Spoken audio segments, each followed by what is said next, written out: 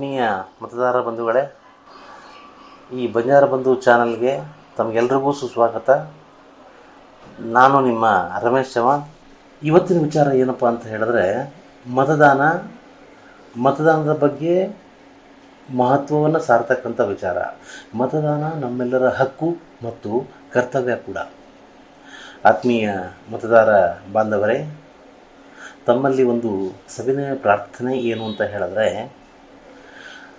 ಮತದಾನವನ್ನು ತಪ್ಪದೇ ಮಾಡಿ, ಮತದಾನ ಮಾಡದೆ ನಿರಾಶರಾಗಬೇಡಿ ಮತ್ತು ಪಶ್ಚಾತ್ತಾಪ ಪಡಬೇಡಿ. ಮನೆಯ ಮಗಳ ಮದುವೆ ವಿಚಾರದಲ್ಲಿ ವರನನ್ನು ಹುಡುಕಬೇಕಾದ್ರೆ ನಾವು 10 ಬಾರಿ ಯೋಚನೆ ಮಾಡುವ ನಾವುಗಳು ಮತದಾನದಲ್ಲಿ ಚುನಾವಣೆಯಲ್ಲಿ ಅಭ್ಯರ್ಥಿಯನ್ನು ಆಯ್ಕೆ ಮಾಡುವಾಗ ನಿರ್ಲಕ್ಷ್ಯ ಏನಕ್ಕೆ ತೋರ್ತಾ ಇದ್ದೀವಿ ಅನ್ನೋದು ಒಂದು ಭಾಳ ಮುಖ್ಯವಾದ ಪ್ರಶ್ನೆ. ನನ್ನ ಕೇವಲ ಒಂದು ಮತದಿಂದ ಯಾವ ಸರ್ಕಾರ ಬರುತ್ತೆ ಅನ್ನೋ ಉದಾಸೀನತೆ ಬೇಡ. ಏನಕ್ಕಂತ ಹೇಳಿದ್ರೆ, ಚಾಮರಾಜನಗರ ಜಿಲ್ಲೆಯ ಸಂತೇಮರಳಿ ಕ್ಷೇತ್ರದ ಒಂದು 2004ರಲ್ಲಿ ನಡೆದಂಥ ಚುನಾವಣೆ ಬಗ್ಗೆ ಹೇಳ್ತೀನಿ ಕೇಳಿ. ಅಂದಿನ ಶಾಸಕರಾದಂತಹ ಧ್ರುವನಾರಾಯಣ್ ಅವರು AR ಕೃಷ್ಣಮೂರ್ತಿ ವಿರುದ್ಧ ಕೇವಲ ಒಂದೇ ಒಂದು ಮತದಿಂದ ಅವರು ಗೆದ್ದಿದ್ದರು.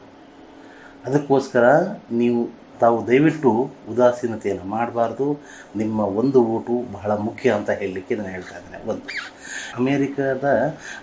ಅಮೇರಿಕದ ಅಂದಿನ ಅಧ್ಯಕ್ಷರಾಗಿದ್ದಂತಹ ಅಬ್ರಹಂ ಲಿಂಕನ್ ಅವರು ಒಂದೆಡೆ ಹೇಳ್ತಾರೆ, ballot is stronger than bullet ಅಂತ ಹೇಳ್ಬಿಟ್ಟು. Ballot is stronger than bullet ಅಂತ ಹೇಳ್ತಾರೆ. ಅಂದರೆ ನಿಮ್ಮ ಮತದಾನ ಒಂದು ಬುಲೆಟ್ಗಿಂತ ಶಕ್ತಿಯುತವಾದದ್ದು. ಅದಕ್ಕೋಸ್ಕರ ತಾವೆಲ್ಲರೂ ಮತದಾನವನ್ನು ಮಾಡಬೇಕು, ಈ ಒಂದು ಪ್ರಜಾಪ್ರಭುತ್ವನ ಗಟ್ಟಿಗೊಳಿಸಬೇಕು ಅಂತ ಹೇಳ್ತಾರೆ. ನಮ್ಮ ದೇಶದ ಸಂವಿಧಾನ ಶಿಲ್ಪಿ, ಭಾರತ ರತ್ನ, ದೀನ ದಲಿತರ ಆಶಾಕಿರಣ, ನಿಮ್ಮೆಲ್ಲರ ಮಹಾನ್ ಮಾನವತಾವಾದಿ ಡಾಕ್ಟರ್ ಬಾಬಾ ಸಾಹೇಬ್ ಅಂಬೇಡ್ಕರ್ ಅವರು ಒಂದೆಡೆ ಹೇಳ್ತಾರೆ, ಇನ್ನು ಮುಂದೆ ಈ ದೇಶದ ರಾಜ ಮತಪೆಟ್ಟಿಗೆಯಿಂದ ಹುಟ್ಟು ಬರ್ತಾನೆ ಹೊರತು ರಾಣಿಯ ಗರ್ಭದಿಂದಲ್ಲ ಅಂತ ಹೇಳ್ತಾರೆ. ಅಂದರೆ ಮತದಾನಕ್ಕೆ ಇರ್ತಕ್ಕಂತಹ ಒಂದು ಮಹತ್ವವನ್ನು ತಿಳಿಸಿ ಹೇಳ್ತಕ್ಕಂಥ ಮಾತದು. ಅಯ್ಯೋ, ಯಾರು ಬಂದರೆ ಏನು, ನಾವು ಉಳುಮೆ ಮಾಡೋ ತಪ್ಪತ್ತ, ಒಕ್ಕಲ್ತನ ಮಾಡೋ ತಪ್ಪತ್ತ, ವ್ಯವಸಾಯ ಮಾಡೋ ತಪ್ಪತ್ತ, ದಿನ ಕೂಲಿ ನಾಲಿ ಮಾಡ್ಕೊಂಡು ಜೀವನ ಮಾಡೋ ತಪ್ಪತ್ತ, ಅಥವಾ ನಾವು ಮಾಡ್ತಿರೋ ಕೆಲಸ ವೃತ್ತಿ ತಪ್ಪತ್ತ, ಯಾರು ಬಂದರೆ ಏನು ಅಂತ ಹೇಳ್ಬಿಟ್ಟು ನೀವು ಉದಾಸೀನತೆಯಿಂದ ತಾವೇನಾದ್ರು ಮನೆಯಲ್ಲಿ ಕೂತು, ಈಗ ಇವತ್ತು ರಜೆ ಕೊಟ್ಟಿದ್ದಾರೆ, ಏನಕ್ಕೆ ಹೋಗ್ಬಿಟ್ಟು ಯಾಕೆ ಮತದಾನ ಮಾಡಬೇಕು ಬಿಡು ಅಂತ ಹೇಳ್ಬಿಟ್ಟು ಮೋಜು ಮಸ್ತಿಗಾಗಿ ಎಲ್ಲೋ ದೂರ ಹೋಗೋದು, ಆಮೇಲೆ ಅಥವಾ ಮನೇಲೇ ಕಾಲ ಕಳೆಯುವಂಥದ್ದು. ದಯವಿಟ್ಟು ಈ ಉದಾಸೀನತೆ ಬೇಡಿ.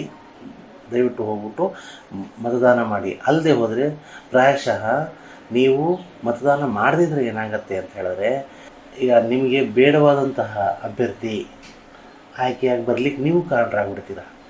ಈಗ ಕೆಲವೊಮ್ಮೆ ನಾವು ಆ ಸರ್ಕಾರ ಹೀಗೆ, ಈ ಸರ್ಕಾರ ಹಾಗೆ, ಆ ಪಕ್ಷ ಹೀಗೆ, ಈ ಪಕ್ಷ ಹಾಗೆ ಅಂತ ಹೇಳ್ಬಿಟ್ಟು ಅರಳಿ ಮರದ ಕಟ್ಟೆ ಮೇಲೆ ಕೂತ್ಕೊಂಡು, ಪಂಚಾಯತಿ ಕಟ್ಟೆ ಮೇಲೆ ಕೂತ್ಕೊಂಡು, ಟೀ ಅಂಗಡಿಲಿ ಕೂತ್ಕೊಂಡು ಗಂಟೆಗಟ್ಟಲೆ ನಾವು ಮಾತಾಡೋ ನಾವುಗಳು ಚುನಾವಣೆ ಬಂದಾಗ ನಮ್ಮ ಮತದಾನವನ್ನು ಮಾಡದೆ ನಮ್ಮ ನೈತಿಕ ಹಕ್ಕನ್ನು ಕಳ್ಕೊತೀವಿ.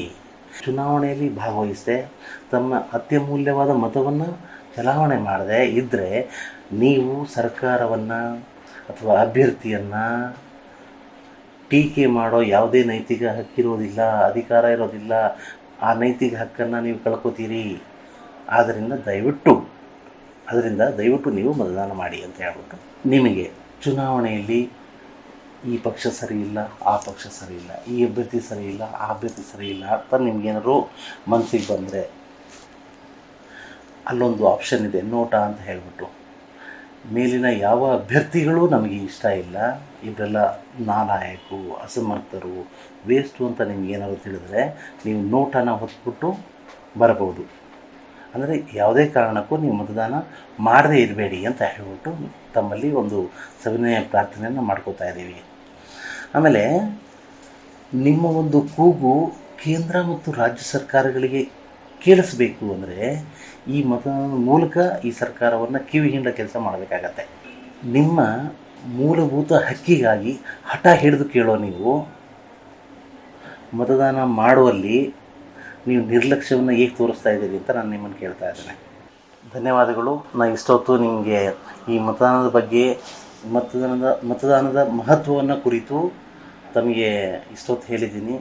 ಈ ಮತದಾನದ ವಿಚಾರ ತಮಗೆ ಇಷ್ಟವಾದರೆ ಲೈಕ್ ಮಾಡಿ, ಶೇರ್ ಮಾಡಿ, ಸಬ್ಸ್ಕ್ರೈಬ್ ಮಾಡಿ. ನಾನು ನಿಮ್ಮ ರಮೇಶ್ ಚವ್ಹಾಣ್. ಧನ್ಯವಾದಗಳು.